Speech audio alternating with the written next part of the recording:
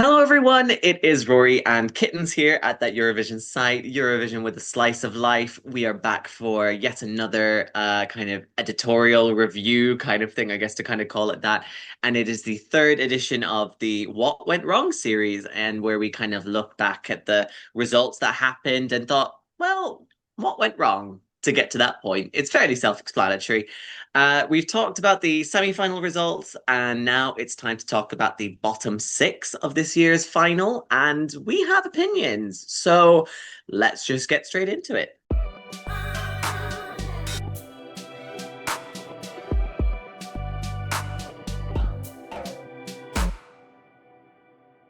I guess just to quickly recap on what we're actually doing, we're talking about the bottom six, so that's places 20 to 25, and that goes from Sweden, which is in 20th, Belgium in 21st, Lithuania in 22nd, Germany 23rd, Austria 24th, and the UK, which came dead last. And we will just talk a little bit about what we thought about the song and the staging and how did we get to this point and what they can learn from it, basically. But try to do it in as quick as a time as we possibly can. And knowing us, I don't know how that's going to go, We're but gonna we're going to give it the fail. best. We're We're gonna going to give be it a so go. bad. We're going to be so bad, guys, but you're going to watch it anyway because you love us. Okay, yeah. So I guess just to get started, I mean, we might as well start with the worst, and that is the UK's Look Mum No Computer with Eins, Zwei, Drei. Obviously came dead last, 1 point with the jury from Ukraine, and then absolutely nothing then from the jury, like from the not the jury, the televote, and yeah. I mean, what as a Brit, what do you think about this result? I am kind of quite sad about this result because what we were asking for all along was for the UK to do something different, and they did something different and it wasn't rewarded. So I do think the problem isn't necessarily the selection idea. I think the problem probably felt like to me that this was somebody who was not the most comfortable on a stage like that. And it felt to me that this felt kind of almost theatre-like, almost like it was being put on. And he did not seem comfortable on stage. And that is something that you can't put together in the same way because this is somebody who has a history of being somebody who is good on stage, who is entertaining, and it didn't happen on the bigger stage. And that is just a lesson we have to learn, I think, because I think that could happen with almost anybody. But what I don't want the BBC to do is to go back to boring. Which is a hard call to do, to be honest. Like, And I feel like the lesson they're going to learn is go back to girly bop kind of times. And we have a really good set of weird little guys in the UK. I mean that as a gender neutral phrase. This is weird little people in music. We're really good at making weird little people in the UK music industry and nurturing weird little people. And we should lean into that. But this didn't work.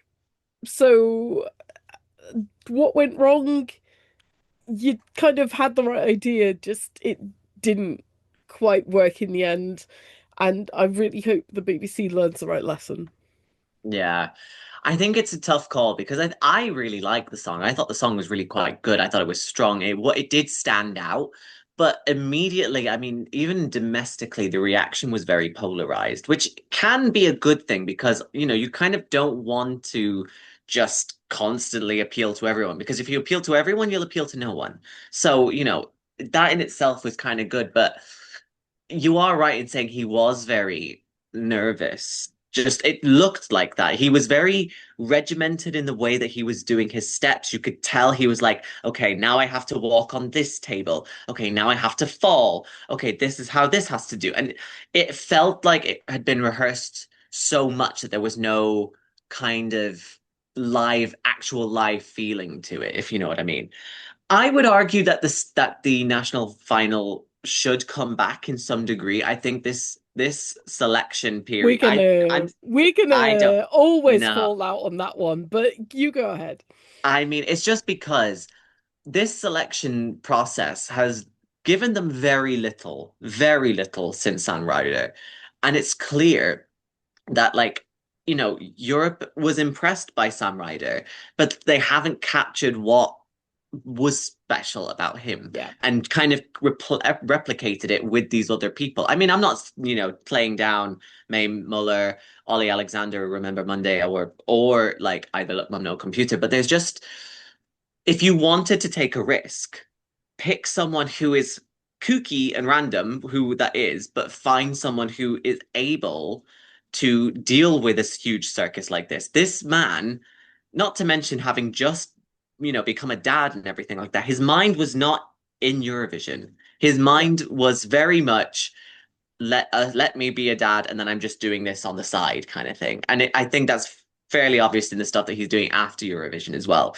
So I think the BBC really needs to just change its strategy. I know they've got this sort of tender process still in the way till 2028, but still, I think they need to completely change up the strategy. I like if something's not working right, why are you still going to do it? Do you know what I mean?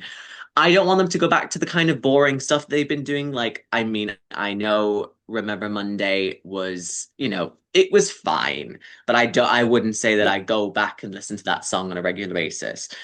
I want them to, if they're going to take a risk, go with someone who is confident, go with someone who Yeah. knows they can take on a huge stage like this and can have fun. Like, and someone who isn't hiding away as well. I feel like we didn't get, like, for someone with such a big personality, I mean, because he was just becoming a dad, he wasn't around on the pre-party tour. We didn't get to build up that natural hype. So someone who's fun, who's willing to do anything and everything for the fun of it. I think that would have been a really good option. So yeah. And I really also just don't want to hear the same bullshit from fans or like haters in the UK being like, oh, no one likes us because of politics or whatever. The song was fine. The staging was a mess. And we know this because the BBC cannot stage for shit. So and they love a big prop. There's no denying that. Like every single year, there's always a big prop. I think they really need to pull it back, keep the intimacy, keep the focus on him, on the artist, and then we can just go build from there. Do you know what I mean? Is that too much to ask? I don't know. Ugh, it's too much. Anyway, I'm gonna stop myself before I get too more irate. So yeah.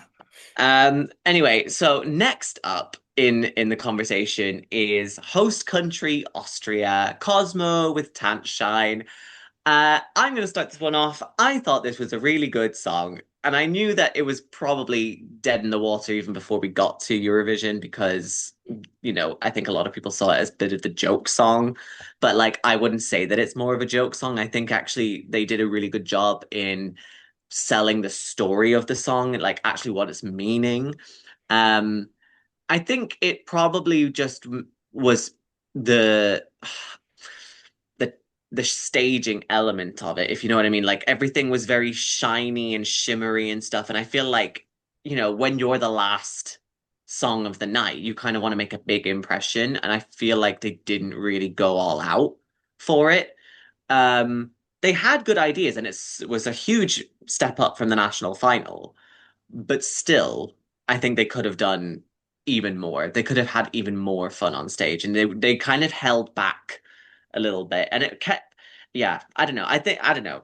Like I'd like to have had a little bit more chaos in stage, and we just didn't really get that so much. So yeah, I don't know. What did you think? I mean, I'm going to slightly disagree with you.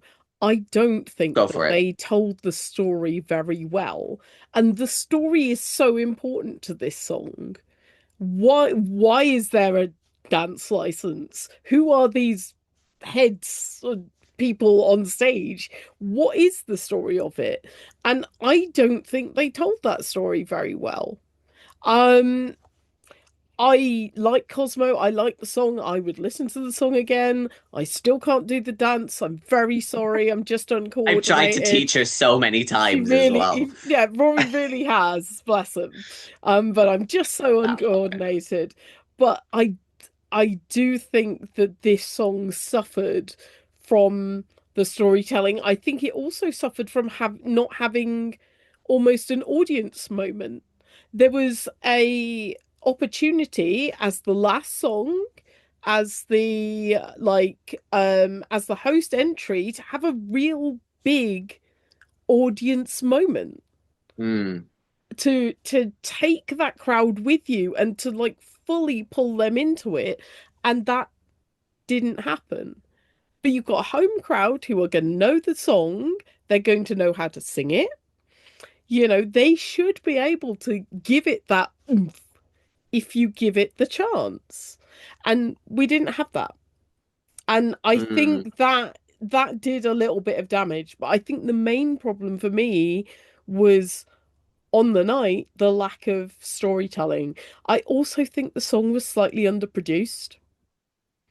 I Yeah. I think, that lack of a big moment in it, not only does it stop you from doing a staging part that has that big moment, however that comes up, but also it loses that hook to it Hmm, hmm. that makes it stick in people's brains, and they haven't got long to wait to vote for it either. Yeah. They haven't got to remember it for a long time, and people still didn't remember it enough or didn't care about it enough to vote for it. And I'm very sad that this got this low, honestly. But I think the problems were in the staging, they were in the storytelling, and in the production of the song itself. Yeah, I think I would agree in the fact that it was kind of underproduced. Like, I mean, they did put it in a small revamp, but I wouldn't say it was enough to really kind of give it that extra oomph, And I like when we're talking about a host entry that closes the show, I mean, let's look at Mae Muller, for example. The way she got the crowd going in the final, as the last song, it was so obvious that everyone was hyped. Everyone wanted to see what she was going to do. And like, yeah, like, I mean, she also had a very poor result at the end of it, but it still got the crowd going and you could feel that atmosphere, especially when it kind of came into the point of like the voting sequence beginning at the time. Obviously now like the voting begins at the very start of the show, but still, like, yeah, I definitely agree with the production. Staging, I think, I don't know, they had the beginning of it at the beginning, but maybe it was a little bit too abstract elsewhere, but yeah, we'll agree to disagree on that one. That's fine. Right, let's talk about performance number two on the night, which is Germany, Sarah Engels, Fire. Where would you like to start on this one? Because I have thoughts and I mean, I think I'd I will hold like to off. start in the 1990s, which is where this belongs. I, this is, it's not a modern Eurovision. This is not enough for a modern Eurovision. I just think Girly Bop Yeah Yeah Fire time has passed. Thankfully. You have to do something really freaking special with it to make it work. And I just think that Germany needs to have a long hard look at themselves. Yeah, stand in the corner and think about what you Yeah, did. stand in the corner and think about what you did. Like, I don't think this was like a talent problem. Like, clearly she knows how to perform, like all of that. But this song and this like staging, this isn't from 2026. Yeah, yeah. Like it was very clearly of another era. But the thing is that Sarah Engels was known as someone who was from Pop Idol back in like what, 2011, 2012. So that made sense that the songs that she was singing were of that era. Do you know what I Yeah, mean? So yeah. Uh I just can't take this song seriously. I mean, me and my boyfriend, we have a joke, a running joke of this song because we just can't take it seriously. So we like literally will just send each other voice notes of like, I'm on fire, fire, and we'll just laugh. We will laugh. And that's not the point of a song at Eurovision. You're supposed to compete. But like, I'm not saying that what she did was bad. There was nothing wrong with the song. There was nothing wrong with her staging or anything like that. It's just that the song should have been released. If it was competing 10 years ago, it would have had a shot. It would have had a better shot than what we had. But even then, like, yeah, I mean, I know obviously this was SWR's first year as actually being in control of Eurovision because beforehand it used to be NDR. Yeah. So I guess they maybe wanted to play it safe just because, I mean, in general, the entire German national You're selection was, Germany, though. You're already safe. yeah, take You a have the risk. luxury of doing something silly. You Yeah. can't get that much worse. I mean, you Like had German Jendrik, guys. Like, come Germany has on. had some terrible results. You take a risk. Send the weird stuff. Yeah. Send me your Look Mum No Computer. And we Actually, would actually like enjoy it, that you would be know? great. Do Yeah. something weird. Yeah. You're Germany. You've got enough weird. I mean that in the most affectionate way possible. Like, I That's their love weird. Staatsräson. Yeah. I think it's definitely within their remit. They could do that, you know. I'm certain they will do something like that next year. I think now they've had a taste of it, SWR will have a more of a experience to take a bit more of a risk. I'm sure this was probably just a reserve year just to see how the situation was, and then they'll take more kind of risk going into the new year. But I'm still skeptical because again, the German public does not understand anything. So is it too much to have Go hope? internal. Go internal. Well, yeah. I mean, they last time they did that though was Jendrik, so I liked Jendrik. He was a weird little guy. he was a weird little guy. And Ben Dolic was also internal, and that was a great song. So Hmm. yeah, so maybe it might be a better idea. We'll see how that plays out. You know. Right. Well, speaking of weird little guys, I mean, we might as well have moved on to the next song, and that is Lithuania, obviously Lion Ceccah with Sólo, quiero más. Um, I really don't know what to make of this. I think this song this song grew on me in the week of Eurovision. Like beforehand, this was dead in the water for me. I thought this was like shit from a butt, basically. And it was horrible. Absolutely. Like I did not understand where people were coming from with this. People were like, oh my God, it's so artistic. And I was like, is it? Like this felt almost too esoteric in a way. Once we got to Vienna, it was just because I was so exposed to Lion Seka at that point that things just kind of clicked. But I still very much enjoy listening to the first half of this song. So like the first part and then up to the end of the first chorus. After that, I can't listen to it after that. Like I think they had some good ideas for the staging, but I think it was just a little bit too out there. And Lion Seka is nothing if not bizarre. So I think, and given how many times he had tried to do Eurovision as well, I feel like Lithuania was just willing to just give him a shot.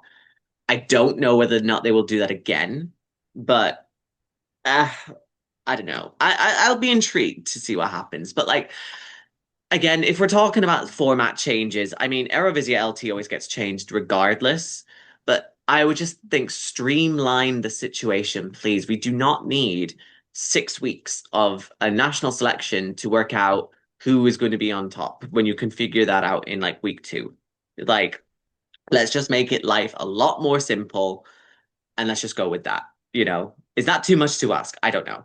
I mean, But I agree. Like, my distaste for Eurovision.lt as a format is, yeah, I just have maybe a 10 song final or two two 10-song semi-finals if you really must.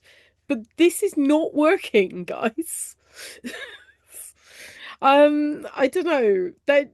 My distaste for that national final in particular is that there's a lot of chaff to sit through to Yeah, get to the gems. There are it's gems, yeah. but there's a lot We're of not chaff talking to San sit Marino through. levels, but it's close. No, it's but adding more songs is not the way, guys. I don't know what you're doing. I don't know if anybody knows what you're doing, but still, sorry, I've interrupted you. No, no, no. To be honest, I'm grateful that they took a risk, and I'm glad that they went a little bit weird because we need more weird guys like that. But maybe there's like a limit to weirdness, and I think you need to be weird, but also it's not so abstract as to come up with this entire concept of I am a robot trying to discover what love is. Like that that will never come across unless you make it really camp and cheesy. And that was not camp and cheesy. So if you're gonna do something like that again, go camp and cheesy. As much as I would pain me to have that. But yeah, that's me. I don't know. What do you think? As you've probably already picked up if you've been paying attention this far, I love my weird little guys. And definitely a weird little thing. I mean that in the most affection. This is not a slight. When I say a weird little guy, I do not mean that as a slight in any way, shape, or form. I love that he has such an identity. What he is lacking is, and I'm going to say it again, it's storytelling. Why is he doing what he's doing? What is going on in this song? This song has a story to tell that is not being told. Yeah. Who is picking up on what this song is about? I Are mean, I you had picking zero up on what idea. this song is about? Like, this is the point. Like, you've got Eurovision fans who still don't know what this song is about. And it's disappointing that you have such an artistic vision, but it's a tunnel vision. You know exactly what you want to do. You just don't know how to share it with everybody else. Yeah. You know what you want to say. You don't know how to say it to everybody else. And there is so much vision here, but just the storytelling's lost. And I don't think this was bad. And I think if they had found a way to tell the story correctly and, Mm. make the point, this would have had a better chance. I thought this wasn't going to make it out of the semi-finals, to be quite honest. I think I I was was pleasantly that too. surprised. Yeah. But I think, there is a risk with anything artsy that it goes straight over people's heads. And And that's exactly what happened. that is exactly what happened with this. It just went straight over people's heads. People didn't understand it. People didn't get what was going on. That would be my guess that that didn't happen, and that's why we They got ended up 12 points from here. Latvia, I guess, in the Yeah. public votes, that's something. Yeah, like I don't think I mean this isn't objectively bad to me. It's just odd, and odd needs to work to stand out. Yeah. Yeah. And I think that's the thing as well. Like I think they had a good idea, but the execution I think was just a little bit over the top, I think, and too abstract. Um and You've I think still as got a well, public to appeal to. You've still got yeah, a jury to appeal to, yeah. but so you've still got to think of that in the end of it. That and also, I mean, his vocals towards the end of the song as well did really kind of go off wire at the end. But I remember speaking with David from ESC Insight talking about this, and he said, in terms of the vocals, he's willing to sacrifice it for the sake of his art, which is totally understandable. But if you want a good result, you have to kind of really be on it. Do you know what I mean? So, I think Lithuania can be happy with it, but yeah, in terms for the national final, just thin it out. We do not need this amount of stuff. Please don't become a San Marino. Mm. As much as Ewan would love that, but no, you know. And yeah, let us move on to place number 21. our cursive queen, ESSYLA, with Dancing on the Ice. Um, I mean, yeah, I have to start this one off because I I have to say going into like the week of Eurovision, going into rehearsals and stuff, this was very high up for me. But obviously we had heard that she couldn't sing quite well because of the disastrous performance on The Voice.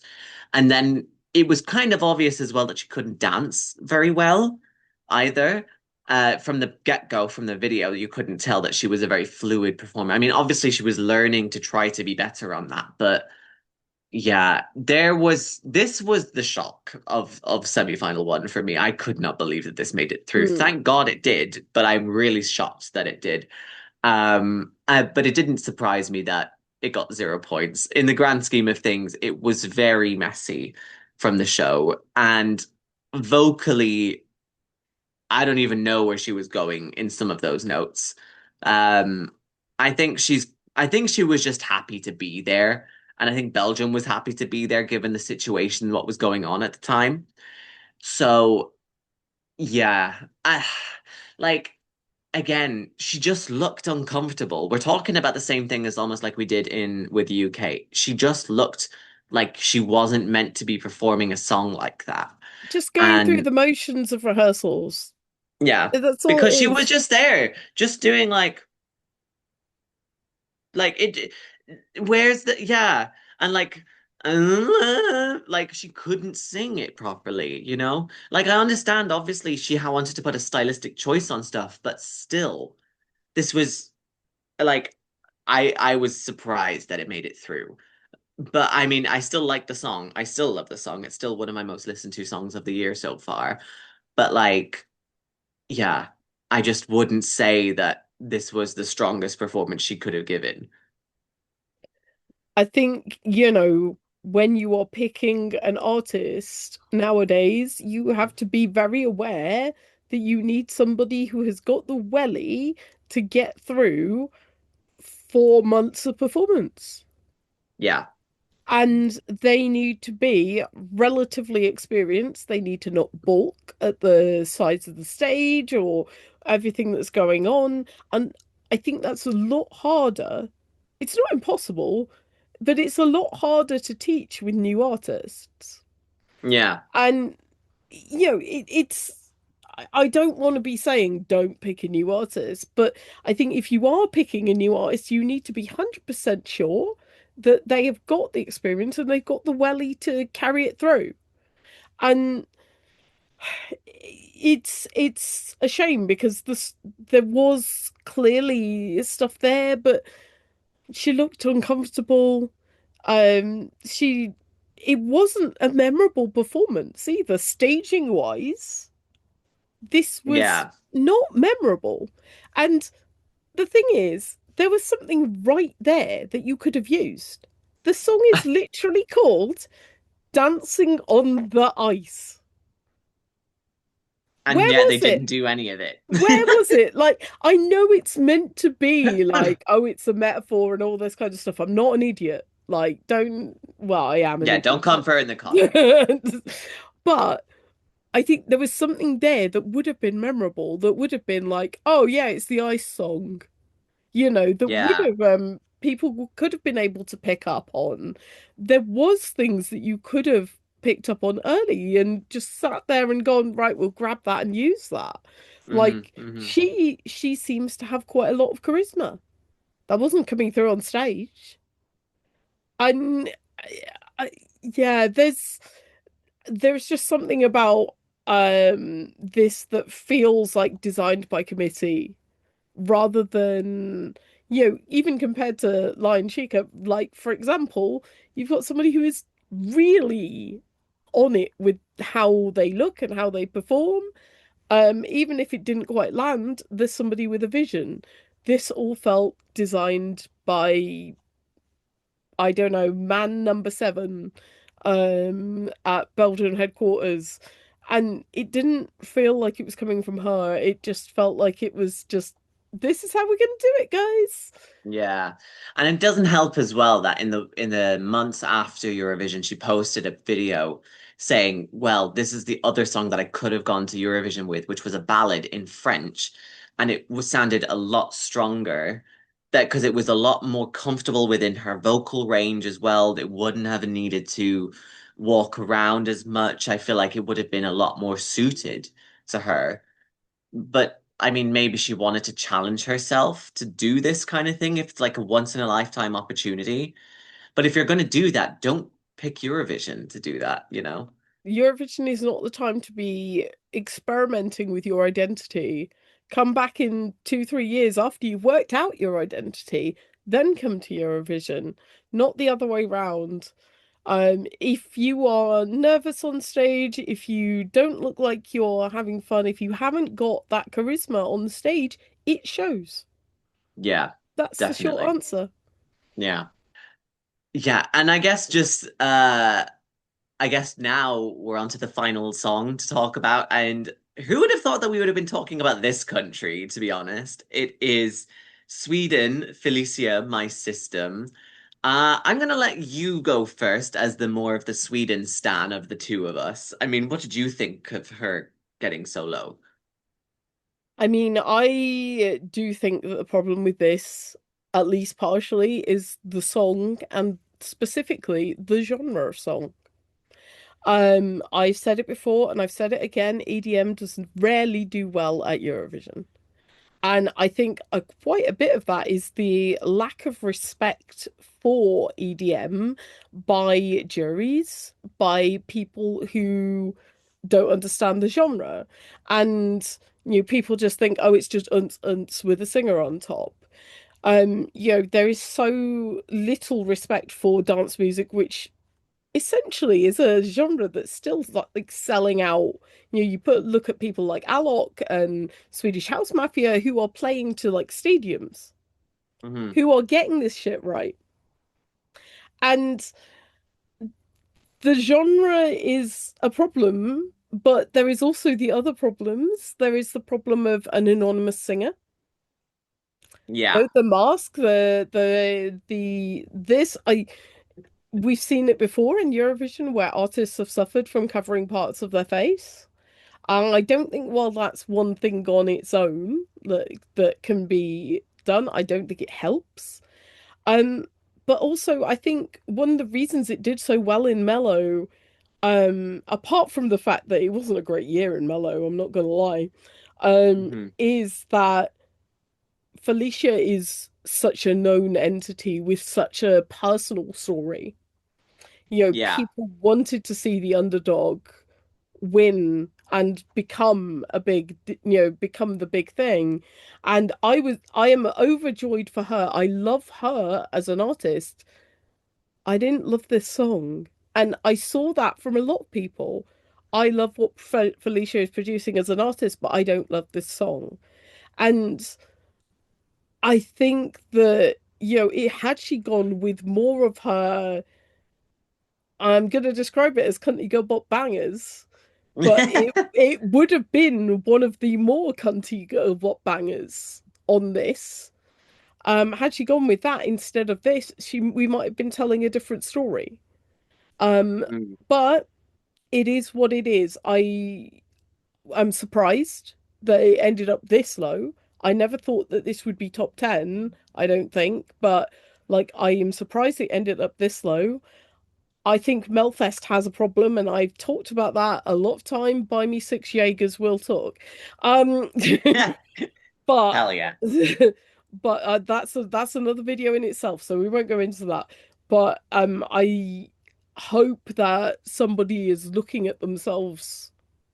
And I don't think it should be Felicia. Yeah.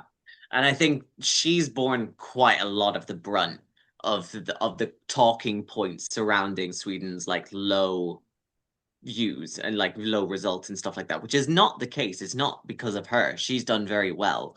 Like, I mean, obviously she was caught up in scandals and stuff, but I don't think that would have played a factor in the lead up to like her getting the result or whatever. So yeah, so I think the fact that she was like an anonymous singer, like how you said, definitely didn't help things. like for example, in the press center during the final, I had a very well-known influencer come up to me and ask me why is she wearing a mask? And, you know, I had to explain to him that, obviously the whole situation about her having social anxiety and that's why she feels more comfortable. And he still didn't really get it. And if he's not getting it, how will a commentator try to explain that to someone in like Azerbaijan or Estonia or France or something like that? Do you know what I mean? It's a very tough game to play. And like the thing, like I was saying, like I don't think it's anything to do with Felicia. Felicia has done nothing wrong here. She's borne the brunt of the vast majority of the problems that have fallen out with the Swedish result, which is obviously terrible, but because Sweden holds themselves in such high regard, that's the reason why when they do low, they always pin it on the act because for some like they did the same with Anna Bergendahl back in Yeah. 2020, back in 2010 even, for example. And I think that's bullshit, but yeah. Um, but I think also the fact that, it's EDM, the genre definitely does not do well at Eurovision, despite it being like a fan favorite. Like, obviously, like, Yeah, this it was a was fan favorite. yeah, people loved this, and people loved Felicia, and I loved seeing people love Felicia, but I don't I think this is so much harder a sell for something which is essentially almost for a lot of people not something they engage with actively. You know, this is music to dance to, not to vote on your phone to. Yeah, to sit down and listen to and to really understand the lyrics and stuff. Like, I mean, we've had songs that are quite big like that in EDM that actually talk about very deep songs. You know what I mean? Like Brat Yeah. is very like similar to that, big dance vibes, but still telling you like a strong story. Like, But the um, story that it needed to tell was her story, not the song story in this one. The song doesn't have much of a story. yeah, The story is Felicia herself. And yeah, that wasn't an easy story to tell in 3 minutes on international television. And yeah, it never was going to be an easy story to tell. And yeah, I this wasn't a good year for Mello either. Like I don't think that this was, Mello was struggling this year in general. It had a problem. It actively has a problem, and it will continue to have a problem until someone sorts it out. And buy me those 6 Jaegers. Um, yeah, but yeah, I I was surprised to see it so low, but in a way, I also wasn't surprised. yeah, yeah. But I mean, for me, like, I think the main problem was that, like, on that stage, they were like talking a huge game about, like, oh my God, we brought these lasers that are so cool and whatever. And then their lasers was basically just a white square that just turns around for about 2 seconds in the second verse.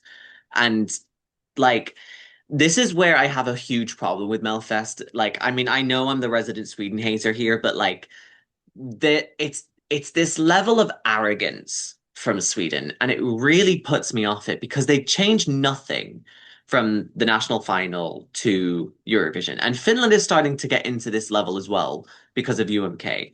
But Melfest is a much longer offender in this, so obviously I'm taking more aim at them. But like, experiment. Why are we just picking and just copy pasting? The song is like one thing for one competition and another thing for another competition. You need to adapt it to a bigger audience. 9 million people in Sweden is not, they're not going to vote for this because they can't vote for this. You need to find something to appeal to 150, 160 million people. You know what I mean? And it's so it really grinds my gears because there's this feeling that like Melfest is this kind of glowing kind of castle on a hill that can do no wrong and whatever. But this is a clear chink that has managed to get through. Like it's very clearly that there is something wrong, and they like again, like how you were saying, they're not addressing it. So Appealing to the Swedish public who know the story, who know everything that comes with Mellow, and also skews quite young, is very different from appealing to the Eurovision audience who have 3 minutes to know that story on a Saturday night. yeah, And that's the problem here. People like Kai, who one they had a story to tell and they could tell it very quickly on stage, even not in English, very easily because they had the yeah, charisma and they had the experience of telling that story. But this couldn't. yeah, And you can't just pick what's popular with the public and expect it to just land internationally. yeah. And that's where I think, other countries need to pick up like things as well. Like you can send like a huge act, but sometimes if it's too focused on a domestic audience, it's not going to pick it up for an international one. And I'm willing to put down like people like Marina Sati for that. Like, I mean, it's that song was a very strong domestic song, but did that make it across charts in Europe? No, because it was very clearly a Greek song you know.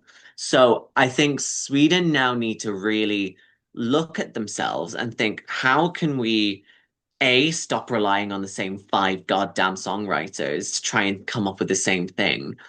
And Tea. also, yeah, and also like just find something original. Like that's all I'm asking for from Sweden. And I feel like I just never get it because it's too polished. It's too there's not enough grit. There's not enough reality.